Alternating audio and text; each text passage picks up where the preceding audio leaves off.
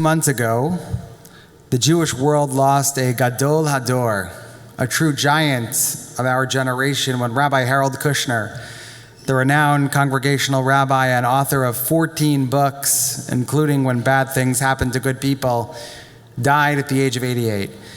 And by the way, if you open your Red Eitz Chaim Chumashim, you'll see that Rabbi Kushner was the editor of the Drash commentary on the bottom of the page, all of those fascinating rabbinic comments that I'm sure you're all reading every week in shul. Those were compiled and edited by Rabbi Kushner. And you may recall that the impetus for Rabbi Kushner writing When Bad Things Happen to Good People was the tragic death of his 14-year-old son from progeria, better known as rapid aging disease.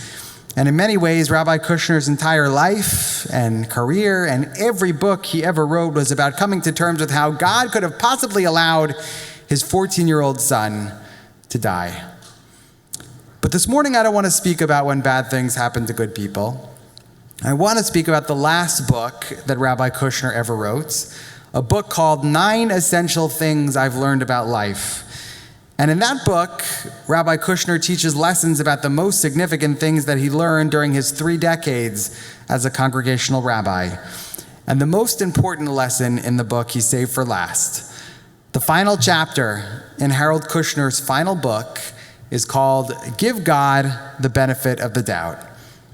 After everything he went through, after witnessing 3 decades worth of pain and suffering in his capacity as a rabbi, and after losing his own son, that is the lesson that Rabbi Kushner wanted to leave us with. Even after we have lived through the most difficult and trying of possible circumstances, we should always give God the benefit of the doubt.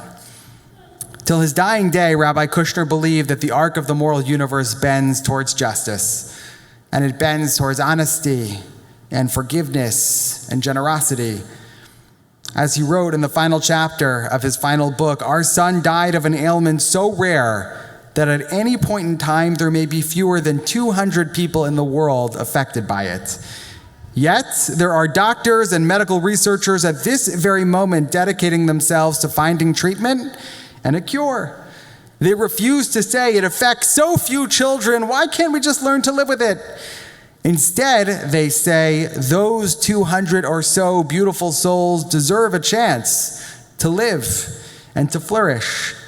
Who knows what kinds of wonderful things they may be capable of achieving if we can grant them a normal lifespan. At the end of his life, Rabbi Kushner chose not to dwell on the anger he felt towards God for taking his son, but rather he chose to focus on the fact that there are people out there in the world working very hard every day to try to eradicate the terrible disease that took his son. And at the end of his life, he was at peace because he actively chose to give God the benefit of the doubt. And I think violating that principle, that singular idea, is the major sin that Moses commits in this week's Torah portion. This morning we read the double parasha Chukat Balak, and in Parshat Chukat, the Israelites once again complain bitterly to Moses and Aaron. They say, for a change, we have no water to drink. We're dying of thirst. You brought us out of Egypt simply so we can perish here in the desert? So God tells Moses to speak to a rock, and water will flow forth, but Moses doesn't speak to the rock. Instead, he strikes the rock, not once, but twice. And although water does indeed flow vigorously forth from that rock, God punishes Moses. Due to his disobedience, his mistrust, his lack of faith, Moses will not be the one to lead the Israelites into the promised land. In fact, Moses will not be permitted to enter the promised land at all. And for thousands of years, commentators have struggled with the harshness of this divine decree. After all, Moses had been the one who brought the plagues down upon Egypt.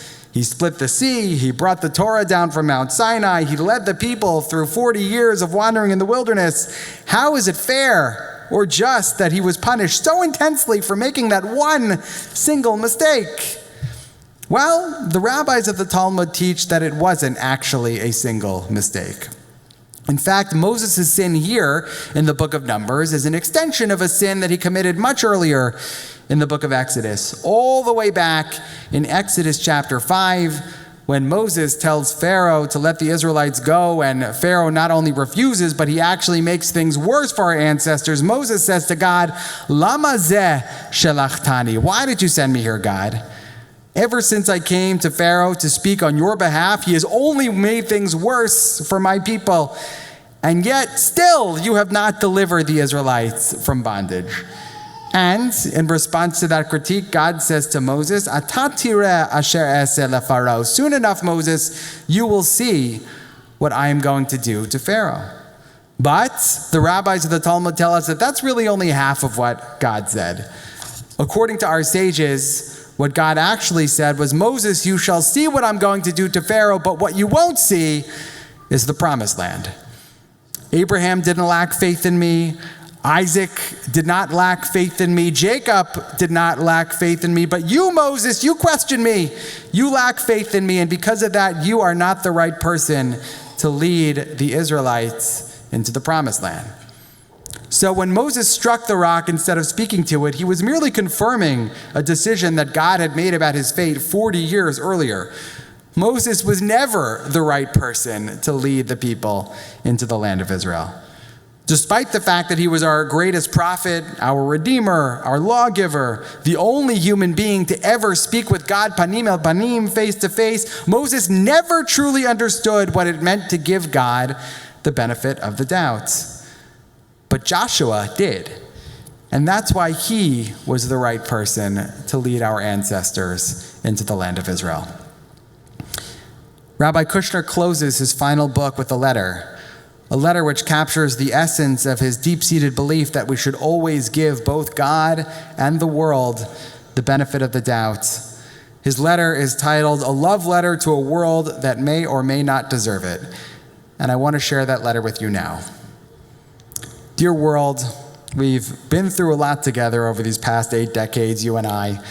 Marriages, births, deaths, fulfillment and disappointment, war and peace, good times and hard times. There were days when you were more generous to me than I could have possibly deserved. And there were days when you cheated me out of things that I felt I was entitled to. But with it all, I choose to love you. I love you whether you deserve it or not. I love you in part because you are the only world I have. I love you because I like who I am better when I do. But mostly I love you because loving you makes it easier for me to be grateful for today and hopeful about tomorrow. Love does that. Faithfully yours, Rabbi Harold Kushner. Shabbat Shalom. We rise for Chatzi Kaddish on page